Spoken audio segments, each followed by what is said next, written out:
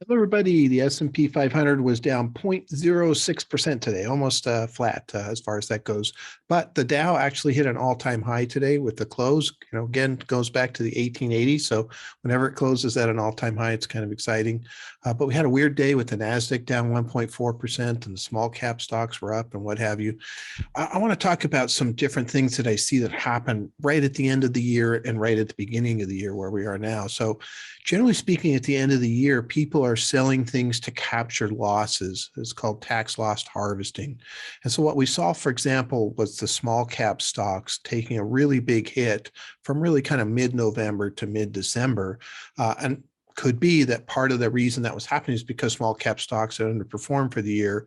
There was a lot more people that had losses in those, and they were capturing those losses. Now, you got to be careful drawing, conclusions from that. Oh, small cap stocks are horrible. Well, maybe not, because it could just be tax loss selling. Well, at the beginning of the year, people are doing just the opposite. They're selling those things where they have really big gains.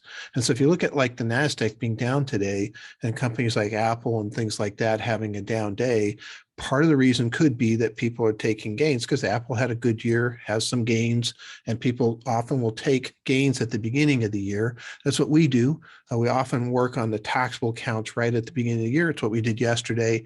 And the reason is because I'd rather take a gain right now and then have a chance later on if I have a couple things that don't work out that I can sell for a loss to offset that gain. It gives me the whole year to kind of work that off if I can. And so that's what's probably happening, at least in my experience and watching the market for a lot of years. You got to be really careful to draw conclusions from these timeframes. Like you said, oh, small caps were terrible last year. Might not be correct.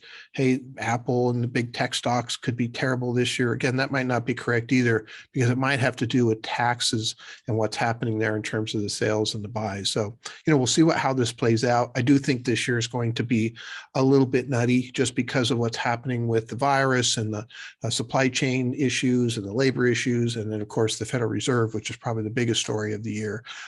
So we've got some things coming up here eventually with earnings that should be coming out that probably will be pretty good.